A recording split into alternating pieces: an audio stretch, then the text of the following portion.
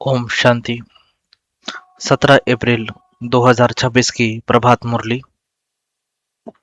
मीठे बच्चे, पावन बनो तो रूहानी सेवा के लायक बनेंगे। देही अभिमानी बच्चे रूहानी यात्रा पर रहेंगे और दूसरों को भी यही यात्रा कराएंगे। प्रश्न है, संगम पर तुम बच्चे जो कमाई करते हो, यही सच्ची कमाई है? कैसे? उत्तर है, अभी की जो कमाई है वह 21 जन्म तक चलती है। इसका कभी भी देवाला नहीं निकलता। ज्ञान सुनना और सुनाना, याद करना और कराना, यही है सच्ची सच्ची कमाई, जो सच्चा सच्चा बाप ही तुम्हें सिखलाता है। ऐसी कमाई सारे कल्प में कोई भी कर न सके। दूसरी कोई भी कमाई साथ नहीं चलती है। गीत है, हमें उन राहों पर चलना है। ओम शांति। भक्ति मार्ग में तो बच्चों ने बहुत ठोकरें खाई हुई है। भक्ति मार्ग में बहुत ही भावना से यात्रा करने जाते हैं, रामायण आदि सुनते हैं, ऐसे प्रेम से बैठ कहानियां सुनते हैं, जो रोना भी आ जाता है। हमारे भगवान की सीता भगवती को रावण डाकू ले गया, फिर सुनने समय बैठकर रोते हैं। यह है सब दंत कथाएं, जिससे फायदा कुछ भी नहीं है। पुकारते भी है, हे पतित पावन आओ, आकर हम दुखी आत्माओं को सुखी बनाओ। यह नहीं समझते कि आत्मा दुखी होती है, क्योंकि वह तो आत्मा को निर्लेप कह देते हैं। समझते हैं आत्मा सुख दुख से न्यारी है। यह क्यों कहते हैं? क्योंकि समझते हैं परमात्मा सुख दुख से न्यारा है। तो बच्चे फिर सुख दुख में कैसे आएंगे?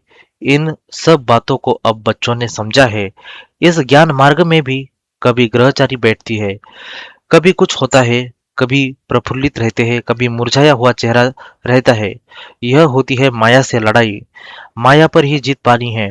जब बेहोश होते हैं तब संजीवनी बूटी दी जाती है। मन मना भव।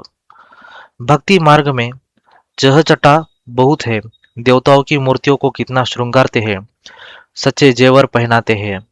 वह जेवर तो ठाकुर की प्रॉपर्टी हुई। ठाकुर की प्रॉपर्टी सो पुजारी व ट्रस्टी की हो जाती है। तुम बच्चे जानते हो कि हम चैतन्य में बहुत हीरे जवाहरों से सजे हुए थे। फिर जब पुजारी बनते हैं तो भी बहुत जेवर पहनते हैं। अब कुछ भी नहीं है। चैतन्य रूप में भी पहनने, फिर जड़ रूप में भी पहने। अब नो जेवर, बिल्कुल साधारण है। बाप कहते हैं, मैं साधारण तन में आता हूँ, कोई राजाई आदि की ठाट बाट नहीं है। सन्यासियों के भी बहुत ठाट बाट होते हैं। अभी तुम समझ गए हो बरोबर सतयुग में कैसे हम आत्माएं पवित्र थी, शरीर भी हमारे पवित्र थे। उनों का श्रृंगार भी बहुत अच्छा रहता है। कोई खूबसूरत होते हैं तो उनको श्रृंगार का भी शौक रहता है। तुम भी बहुत खूबसूरत थे तो बहुत अच्छे अच्छे जेवर पहनते थे, हीरो के बड़े हार आदि पहनते थे। यहाँ हर चीज सावरी है। देखो, गौए भी सावरी होती गई है। बाबा जब श्रीनाथ द्वारे गया था तो बहुत अच्छी गौए थी। श्री कृष्ण की गौए बहुत अच्छी दिखाते हैं। यहाँ तो देखो, कोई कैसे है, क्योंकि कलयुग है। ऐसी गौए वहां होती नहीं है। तुम बच्चे विश्व के मालिक बनते हो। तुम्हारी सजावट भी वहां ऐसी सुंदर रहती है। विचार करो, गौए तो जरूर होनी चाहिए। वहां की गौओं का गोबर भी कैसे होता होगा, कितनी ताकत होगी। जमीन को खाद चाहिए ना, खाद डाली जाती है तो अच्छा अनाज पैदा होता है। वह सब चीजें अच्छी ताकत वाली होती है। यहाँ तो कोई चीज में ताकत नहीं है। हर एक चीज बिल्कुल ही पावरलेस हो गई है। बच्चियां सूक्ष्म वतन में जाती थी, कितने अच्छे अच्छे बड़े फल खाती थी, शुभी आदि पीती थी। यह सब साक्षात्कार कराते थे। माली वहां कैसे फल आदि काट कर देते हैं। सूक्ष्म वतन में तो फल आदि हो न सके, यह साक्षात्कार होता है। वैकुंठ तो फिर भी यहाँ होगा।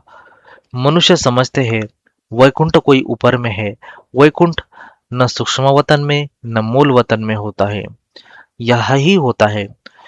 यहाँ जो बच्चियां साक्षात्कार करती है वह फिर इन आंखों से देखेंगे। जैसी पोजीशन ऐसी सामग्री भी रहती है। राजाओं के महल देखो कैसे अच्छे अच्छे होते हैं। जयपुर में बहुत अच्छे अच्छे महल बने हुए हैं। सिर्फ महल देखने लिए मनुष्य आते हैं तो भी टिकट रहती है।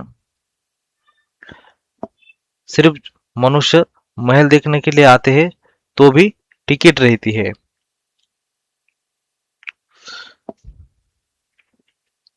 खास वह महल देखने के लिए रखते हैं, खुद फिर और महलों में रहते हैं। सो भी अभी कलयुग में यह है ही पतित दुनिया। कोई अपने को पतित समझते थोड़ी है। तुम अभी समझते हो हम तो पतित थे, कोई काम के नहीं थे, फिर हम गोरा बनेंगे। वह दुनिया ही फर्स्ट क्लास होगी।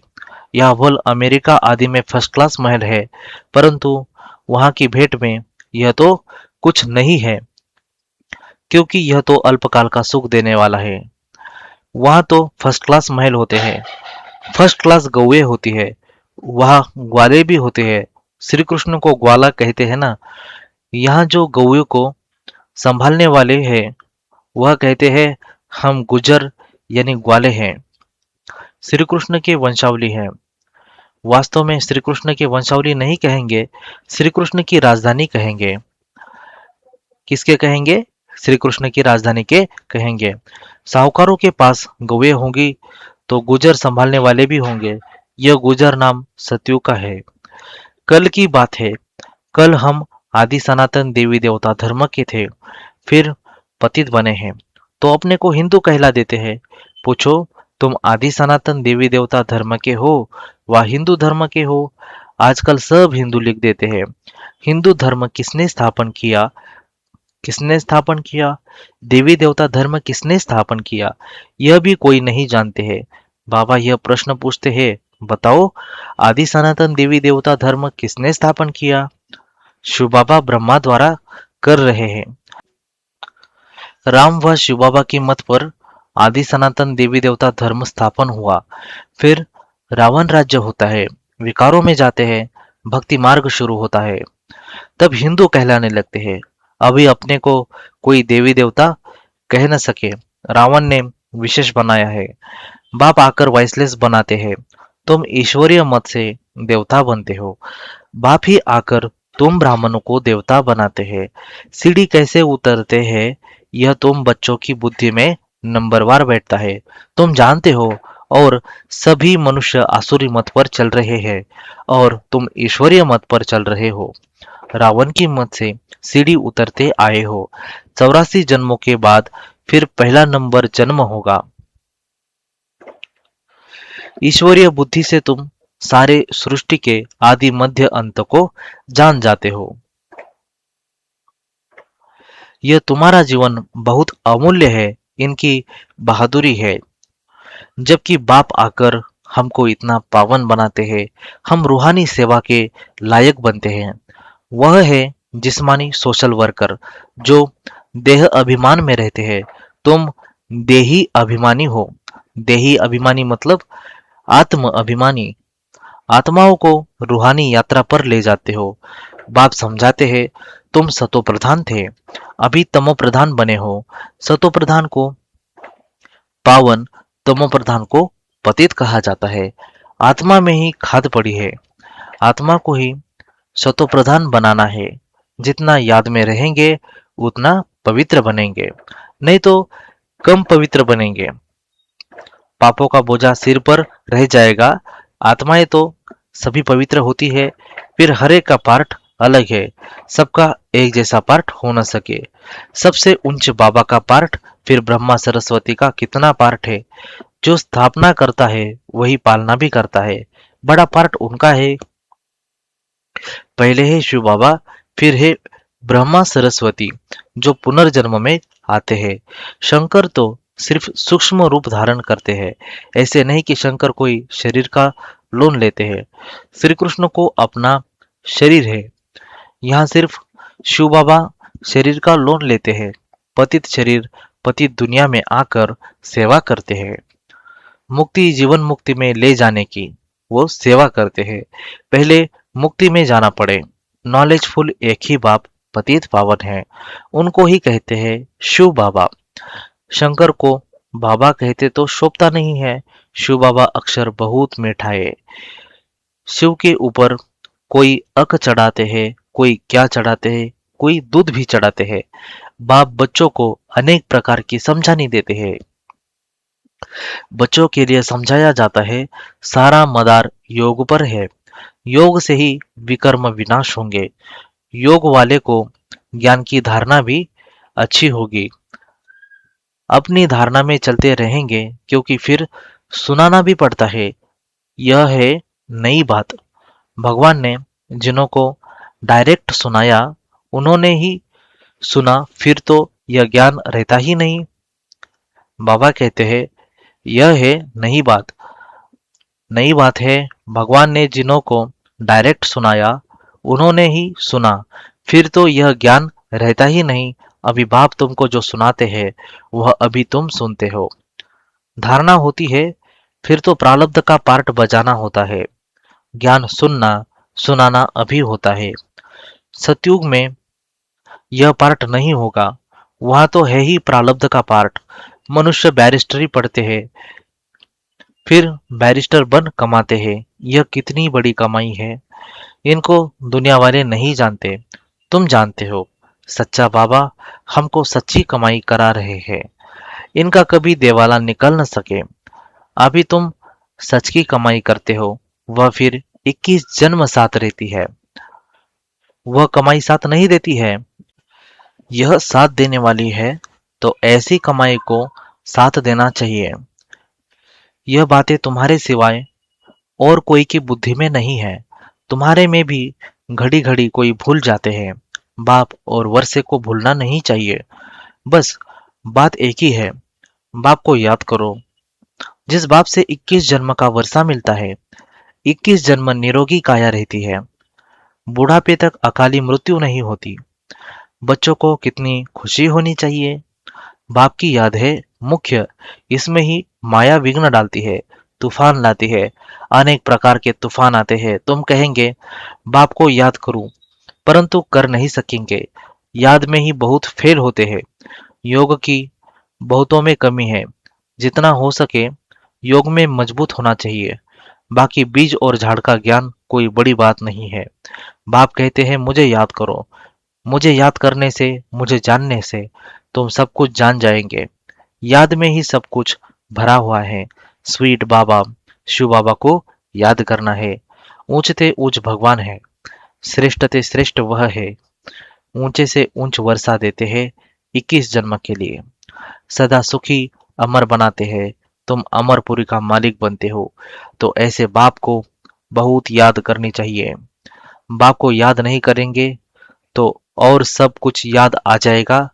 अच्छा, मीठे मीठे सिकिलदे बच्चों प्रति माता पिता बाप दादा का याद प्यार और गुड मॉर्निंग। रूहानी बाप की रूहानी बच्चों को नमस्ते।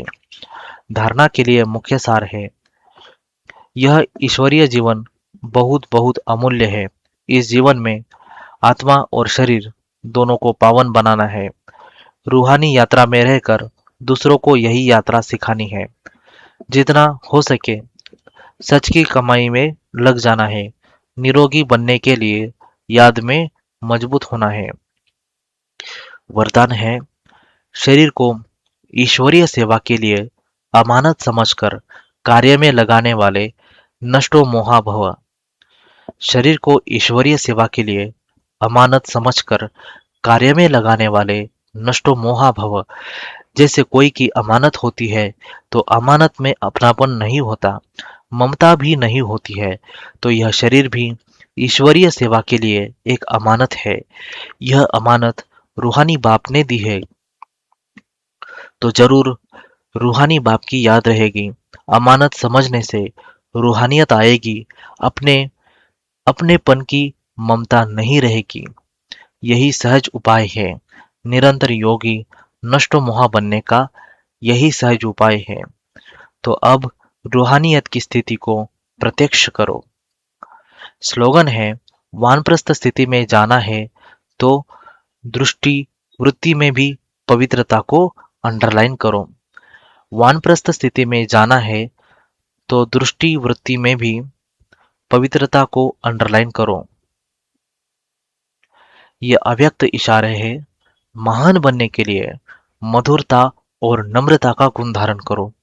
आपका हर बोल महान हो, हर मनसा संकल्प, हर आत्मा के प्रति मधुर हो, हर एक को ऊंचा उठाने का स्वभाव, मधुरता का स्वभाव, निर्माणता का स्वभाव हो। मेरा स्वभाव ऐसा है, यह कभी नहीं बोलना है। मेरा कहाँ से आया? मेरा तेज बोलने का स्वभाव है। मेरा आवेश में आने का स्वभाव है। स्वभाव के वश होना यही माया है। अब मायाजित बनो। अभिमान व दिल शिकस्त होने के, ईर्ष्या व आवेश में आने के स्वभाव का परिवर्तन करो। अच्छा, ओम शांति।